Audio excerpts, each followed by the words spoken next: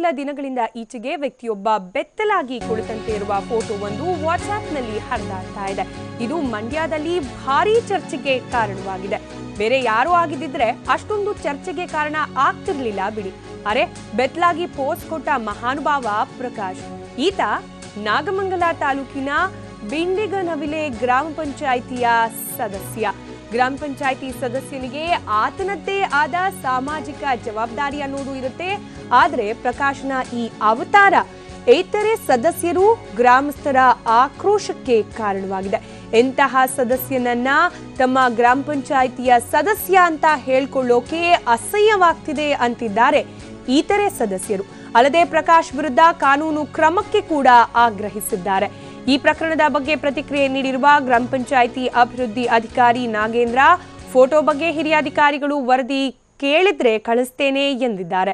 ಇನ್ನು ಫೋಟೋ ತೆಗೆಸಿಕೊಂಡಿರುವ ಸದಸ್ಯ ಪ್ರಕಾಶನ ಪ್ರತಿಕ್ರಿಯೆ ಕೇಳೋಕೆ ದೂರವಾಣಿ ಕರೆ ಮಾಡಿದ್ರು ಆತ ಸಂಪರ್ಕಕ್ಕೆ ಸಿಗ್ತಾ ಇಲ್ಲ. ಆದ್ರೆ ಪ್ರಕಾಶ್ ಸಹೋದರ ತಮಾಷೆಗಾಗಿ ತೆಗೆದ ಫೋಟೋ ಈ ರೀತಿ ಸುದ್ದಿಯಾಗಿದೆ ಅಂತ ಹೇಳ್ತಿದ್ದಾರೆ. ಒಂದು ಬದಿಯಲ್ಲಿ ನೋಡ್ತಾ ಇದ್ದೀರಿ, ನೋಡೋಕ್ಕೂ ಕೂಡ ಅಸಭ್ಯ, ಅಶ್ಲೀಲ ಅಥವಾ ಹೇಸಿಗೆ ಹುಟ್ಟಿಸುವಂತಹ ಈ ಒಂದು ಫೋಟೋ ಕಳೆದ ಹಲವಾರು ದಿನಗಳಿಂದ ವಾಟ್ಸ್ಆಪ್ನಲ್ಲಿ ಹರಿದಾಡ್ತಾ ಇರೋದು. ಬೇರೆ ಯಾರೋ ಅನಾಮಧೇಯ ವ್ಯಕ್ತಿಯಾಗಿದ್ದಿದ್ರೆ ಬಹುಶಃ ಈ ಮಟ್ಟಿನ ಸುದ್ದಿ ಆಗ್ತಾ ಇರಲಿಲ್ಲ. ಆದರೆ ತನ್ನದೇ ಆದ ಜವಾಬ್ದಾರಿಯನ್ನ ಹೊತ್ತು ಜನಪ್ರತಿನಿಧಿ ಅಂತ ಕರೆಸ್ಕೊಳ್ಳೋ ನಾಗಮಂಗಲ ತಾಲೂಕಿನ ಬಿಂಡಿನವಿಲೆ ಗ್ರಾಮ ಪಂಚಾಯಿತಿ ಸದಸ್ಯನ ಫೋಟೋ ಇದು. ಗ್ರಾಮ ಪಂಚಾಯಿತಿ ಸದಸ್ಯನಿಗೆ ಆತನದ್ದೇ ಆದ ಸಾಮಾಜಿಕ ಜವಾಬ್ದಾರಿ ಇರುತ್ತೆ. ಆದರೆ ಈ ಮಹಾನುಭಾವನ ಈ ಅವತಾರ ನೋಡಿ ಇತರೆ ಸದಸ್ಯರು ಹಾಗೆ ಗ್ರಾಮಸ್ಥರು ಸಂಕೋಚದಿಂದ ತಲೆ ತಗ್ಗಿಸ್ಬೇಕಾ ಅಥವಾ ತಮ್ಮ ಜನಪ್ರತಿನಿಧಿಯ ಈ ಅವತಾರದ ವಿರುದ್ಧ ಕಿಡಿಕಾರ್ಬೇಕಾ ಅನ್ನೋದು ಗೊತ್ತಾಗದೆ ತಲೆ ಮೇಲೆ ಕೈ ಹೊತ್ತು ಕುಳಿತಿದ್ದಾರೆ.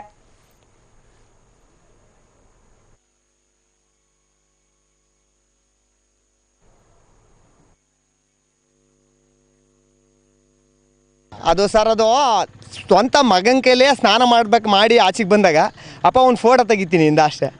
ಅದು ತೆಗಿಸ್ಕೊಂಬಿಟ್ಟ. ಓಡಲ್ಲಿ ಕುಂಟ ಅಂತ ನೀವು ಸ್ನೇಹಿತ ಅವನೇ ಡ್ರೈವರು ಕಳ್ಸಿದ್ದೀನಿ ಕಳ್ಳ ನನ್ನ ಮಗ ಇದಕ್ಕೆ ಹಾಕ್ಬಿಡೋಣ ವಾಟ್ಸಪ್ಗೆ. ಏನು ಮಾಡ್ದೆ ಕಣೆ, ನಮ್ಮ ಹುಡ್ರೆಲ್ಲ ಫೋನ್ ಮಾಡ್ತವೆ, ಹಿಂಗೆ ಮಾಡಿದ್ವಿ ಪ್ರಕಾಶ್ ಅಣ್ಣ ಅಂತ ಫೋನ್ ಮಾಡ್ತೇವೆ ಎಂದ ಅಷ್ಟೇ. ಆ ಮರ್ಯಾದೆ ಹೋಗ್ತದೆ, ಸ್ವಲ್ಪ ಗೌರವ ಉಳಿಸ್ಕೋಬೇಕಾಯ್ತು. ಹುಡುಗರಾಟ ಮೆಂಬರ್ ಅವನೇ, ಈಗ ಮೆಂಬರ್ಗೆ ಗೌರವ ಕೊಡಲೇಬೇಕಾಯ್ತು. ಈಗ ಅದು ಹೊರಗಡೆಗೆ ಹೋಗಿರೋದ್ರಿಂದವ ಎಲ್ಲರೂ ಇದೇನಿದು ಅನ್ನೋ ಮಟ್ಟಿಗೆ ಆಗಿದೆ. ಅದು ಎಂಥವ್ರಿಗೂ ಒಂದು ಸ್ವಲ್ಪ ಅಸಹ್ಯ ಅನಿಸ್ತದೆ, ಲೆಕ್ಕ ಅಲ್ವಾ, ಅಸಹ್ಯ ಅನಿಸ್ತದೆ. ಬಹಿರಂಗವಾಗಿ ಇಂಥವೆಲ್ಲ ನೋಡಿ ಮಾಡೋದು ಹೆಣ್ಣು ಮಕ್ಕಳು ಅಂಥವ್ರಿಗೆಲ್ಲ ಒಂದು ಸ್ವಲ್ಪ ಅಸಹ್ಯ ಅನಿಸ್ತದೆ. ಅಂಥವ್ರಿಗೆ ಅವರು ಬುದ್ಧಿ ಕಲಿಸ್ಬೇಕು, ನಿಮ್ಮಲ್ಲಿ ಕಲಿಸ್ಬೋದು ಹೊರತು ನಾವಿನ್ನೇನು ಮಾಡೋಕ್ಕಾಯ್ತದೆ. ಮೆಂಬರ್ಶಿಪ್ಪಲ್ಲಿ ನಮಗೇನು ತೊಂದರೆ ಇಲ್ಲ.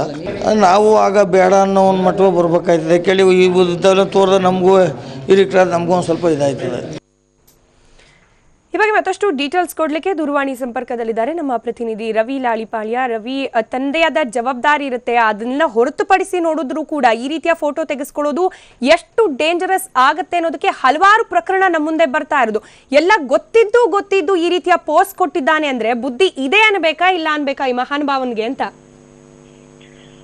ಖಂಡಿತವಾಗ್ಲೂ ಸ್ಮಿತಾ, ಏನು ಅಂದ್ರೆ ನಾಗಮಂಗಲ ತಾಲೂಕು ಬಿಂಡಿಗನವಿಲೆ ಗ್ರಾಮ ಪಂಚಾಯತಿ ಸದಸ್ಯ. ಈತ ಮೂಲತಃ ಮಂಗರವಳ್ಳಿ ಗ್ರಾಮದವನು. ಆದ್ರೆ ಕಳೆದ 6 ತಿಂಗಳಿಂದ ಅಂದ್ರೆ ಈತ ಏನು ಚುನಾವಣೆಯಲ್ಲಿ ಸ್ಪರ್ಧಿಸಿ ಏನು ಗೆಲುವನ್ನ ಪಡೆದಿಲ್ಲ. ಆದ್ರೆ ಆ ಒಂದು ಚುನಾವಣೆಯಲ್ಲಿ ಆ ಗ್ರಾಮದಿಂದ ಗೆದ್ದಂತ ವ್ಯಕ್ತಿಯೊಬ್ಬ ತಾಲೂಕ್ ಪಂಚಾಯತಿಗೆ ನಿಂತ್ಕೊಂಡು ಗೆಲ್ತಾನೆ. ಆ ಸ್ಥಾನಕ್ಕೆ ತೆರವಾದಂತ ಸಂದರ್ಭದಲ್ಲಿ ಈತ ಗ್ರಾಮಸ್ಥರ ಮನವೊಲಿಸಿ ಗ್ರಾಮಕ್ಕೆ ಏನ್ ವೇಣುಗೋಪಾಲ ಸ್ವಾಮಿ ದೇವಸ್ಥಾನ ಅಂತಿದೆ ಅದನ್ನ ಜೀರ್ಣೋದ್ಧಾರ ಮಾಡಿಸ್ತೀನಿ ಅಂತ ಹೇಳಿ 1.5 ಲಕ್ಷ ರೂಪಾಯಿನ ಕೊಟ್ಟು ಅವಿರೋಧವಾಗಿ ಆಯ್ಕೆ ಆಗಿರ್ತಕ್ಕಂಥದ್ದು. ಹಾಗಾಗಿ ಆ ಗ್ರಾಮ ಪಂಚಾಯತಿ ನೇಮ್ ಬೋರ್ಡ್ ನಲ್ಲಿ ಇನ್ನೂ ಕೂಡ ಈತನ ಹೆಸರನ್ನ ಬರ್ಸಿಲ್ಲ. ಹೀಗಾಗಿ 6 ತಿಂಗಳಿಂದನೂ ಕೂಡ ಆತ ಗ್ರಾಮ ಪಂಚಾಯತಿಗೆ ಹೋಗ್ತಾ ಬರ್ತಾ ಮಾಡ್ತಾ ಇದ್ದ. ಆದ್ರೆ ಇತ್ತೀಚೆಗೆ ಅಂದ್ರೆ ಕಳೆದ ಕೆಲವು ದಿನಗಳಿಂದ ಈಚೆಗೆ ಈತನ ಒಂದು ಬೆತ್ತಲಾಗಿರ್ತಕ್ಕಂಥ ರೀತಿಯಲ್ಲಿರ್ತಕ್ಕಂಥ ಫೋಟೋ ವಾಟ್ಸ್ಆಪ್ ನಲ್ಲಿ ಹರಿದಾಡ್ತಾ ಇರ್ತಕ್ಕಂಥದ್ದು. ಇದಕ್ಕೆ ಸಂಬಂಧಪಟ್ಟಂಗೆ ನಾವು ಕೂಡ ಹುಡುಕೊಂಡು ಹೋದಾಗ ಗ್ರಾಮ ಪಂಚಾಯತಿನಲ್ಲಿ ಇರ್ತಕ್ಕಂಥ ಸದಸ್ಯರುಗಳು ಮತ್ತೆ ಸ್ಥಳೀಯವಾಗಿ ಸಾಕಷ್ಟು ಆಕ್ರೋಶ ವ್ಯಕ್ತ ಆಗ್ತಾ ಇತ್ತು. ಯಾಕೆಂದ್ರೆ ಅವ್ರಿಗೆಲ್ಲರಿಗೂ ಕೂಡ ಈ ಫೋಟೋ ಬಗ್ಗೆ ಗೊತ್ತಿತ್ತು. ಹೀಗಾಗಿ ಸಾಮಾಜಿಕ ಜವಾಬ್ದಾರಿ ಹೊಂದಿರ್ತಕ್ಕಂಥ ಮತ್ತೆ ಆ ಸ್ಥಳೀಯವಾಗಿ ಸಾಕಷ್ಟು ಪ್ರಾಮುಖ್ಯತೆಯನ್ನ ಗಳಿಸಿರ್ತಕ್ಕಂಥ ಗ್ರಾಮ ಪಂಚಾಯತಿ ಸದಸ್ಯನೇ ಈ ರೀತಿ ಬೆತ್ತಲಾಗಿ ಫೋಟೋ ತೆಗೆಸ್ಕೊಳ್ತಕ್ಕಂಥದ್ದು ಮತ್ತೆ ಅದನ್ನ ಸಾಮಾಜಿಕ ಜಾಲತಾಣಗಳಲ್ಲಿ ಹರಿಬಿಡ್ತಕ್ಕಂಥದ್ದು ಎಷ್ಟು ಸರಿ ಅಂತಕ್ಕಂಥದ್ರ ಬಗ್ಗೆ ಸ್ವತಃ ಗ್ರಾಮ ಪಂಚಾಯತಿ ಸದಸ್ಯ ಆಕ್ರೋಶವನ್ನು ವ್ಯಕ್ತಪಡಿಸಿದ್ರು.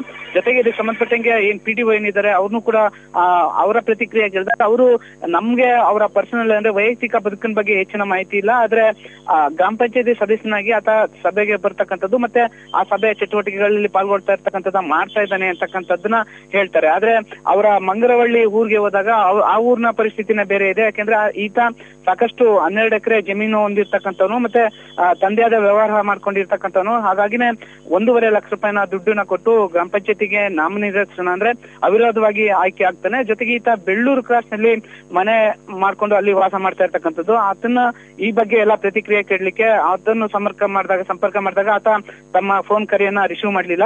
ಒಟ್ಟಾರೆ ಇದಕ್ಕೆ ಸಂಬಂಧಪಟ್ಟಂಗೆ ಈಗ ನಾಗಮಂಗಲ ಮತ್ತೆ ಮಂಡ್ಯಾದ್ಯಂತ ಸಾಕಷ್ಟು ಚರ್ಚೆ ಆಗ್ತಾ ಇರ್ತಕ್ಕಂಥದ್ದು.